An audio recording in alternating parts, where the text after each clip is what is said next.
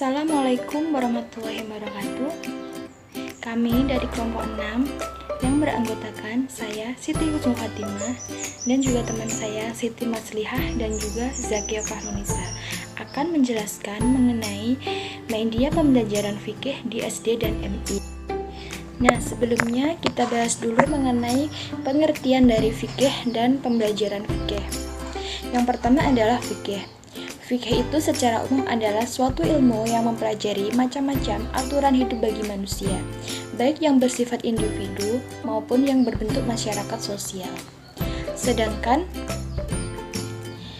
pembelajaran fikih adalah jalan yang dilakukan secara sadar, terarah, dan terancang mengenai hukum-hukum Islam yang berhubungan dengan perbuatan mukallaf, baik bersifat ibadah maupun muamalah, yang bertujuan agar anak didik mengetahui, memahami, serta melaksanakan ibadah sehari. Selanjutnya adalah pengertian dari media pembelajaran.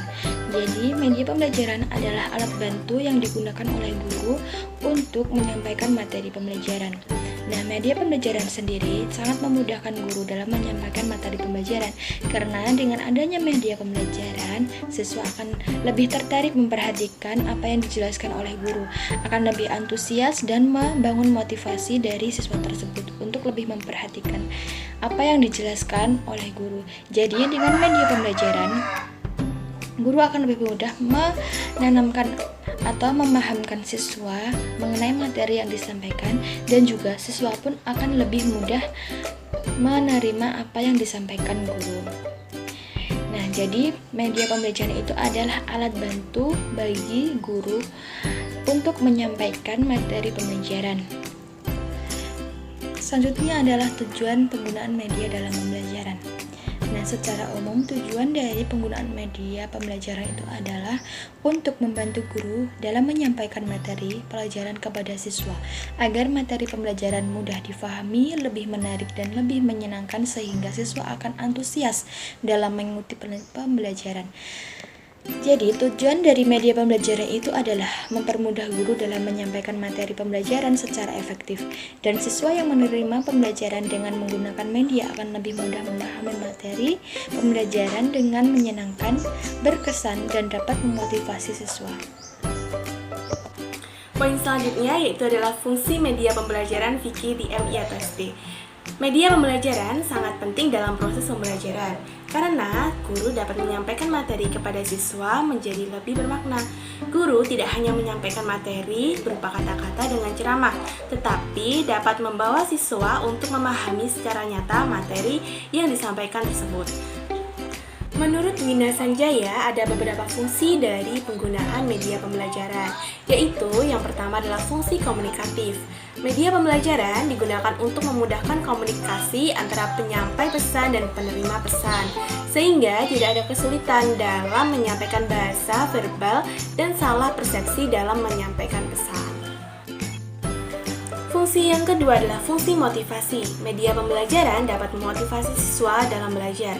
Dengan pengembangan media pembelajaran tidak hanya mengandung unsur artistik saja, akan tetapi memudahkan siswa mempelajari materi pelajaran sehingga dapat meningkatkan gairah siswa untuk belajar. Fungsi yang ketiga adalah fungsi kebermaknaan. Penggunaan media pembelajaran dapat lebih bermakna, yakni pembelajaran bukan hanya meningkatkan penambahan informasi, tetapi dapat meningkatkan kemampuan siswa untuk menganalisis dan mencipta. Fungsi yang keempat adalah fungsi penyamaan persepsi. Dapat menyampaikan persepsi setiap siswa sehingga memiliki pandangan yang sama terhadap informasi yang disampaikan. Dan fungsi yang kelima ada fungsi individualitas. Dengan latar belakang siswa yang berbeda, baik itu pengalaman, gaya belajar, kemampuan siswa, maka media pembelajaran dapat melayani setiap kebutuhan setiap individu yang memiliki minat dan gaya belajar yang berbeda. Media pembelajaran juga mempunyai fungsi yang lain dalam pembelajaran fikih, yaitu sebagai berikut. Yang pertama, menangkap suatu objek atau peristiwa-peristiwa tertentu. Dalam pembelajaran fikih dapat diabadikan melalui video atau audio, dengan foto, film, atau direkam. Yang kedua, memanipulasi keadaan atau objek tertentu. Melalui media pembelajaran fikih, guru dapat menyajikan bahan pelajaran yang bersifat abstrak menjadi konkret sehingga mudah dipahami. Yang ketiga, menambah gairah dan motivasi belajar siswa. Dengan penggunaan media, perhatian siswa terhadap materi pembelajaran fikih dapat lebih meningkat. Jadi, dapat disimpulkan bahwa media pembelajaran berfungsi sebagai salah satu sumber belajar bagi siswa untuk memperoleh pesan dan informasi yang diberikan oleh guru sehingga materi pembelajaran dapat lebih meningkat dan membentuk pengetahuan bagi siswa. Selanjutnya yaitu macam-macam media pembelajaran. Dalam proses pembelajaran fikih, media memiliki peranan yang sangat penting dalam proses kegiatan belajar mengajar. Apabila ada materi yang sulit, maka media tersebut bisa membantu guru dalam menyampaikan materi yang sulit tersebut. Nah, di sini macam-macam media itu ada dua, yaitu media visual dan media audiovisual.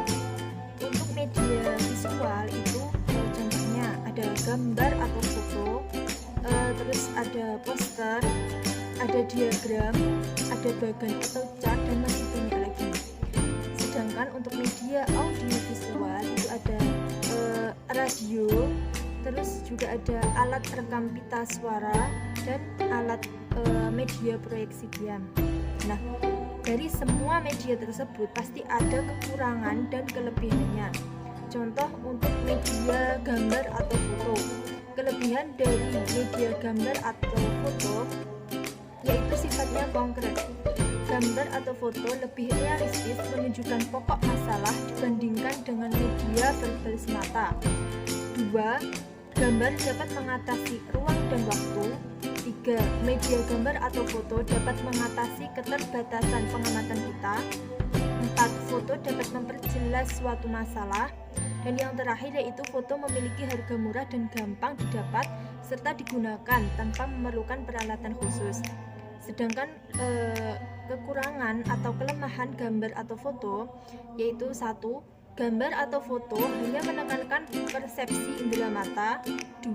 Gambar atau foto benda yang terlalu kompleks kurang efektif untuk kegiatan pembelajaran. 3. Ukurannya sangat terbatas untuk kelompok besar. Nah, jadi itu salah satu contoh kekurangan dan kelebihan dari media gambar atau foto. Poin selanjutnya yaitu kriteria pemilihan media. Nah, seorang guru itu dituntut untuk bisa menciptakan suatu media pembelajaran yang kreatif.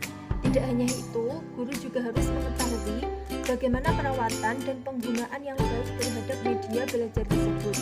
Dalam menggunakan media, guru harus terampil dalam memilih media tersebut, apakah cocok dengan keadaan atau kebutuhan siswa dan apakah media tersebut sesuai dengan materi yang akan disampaikan.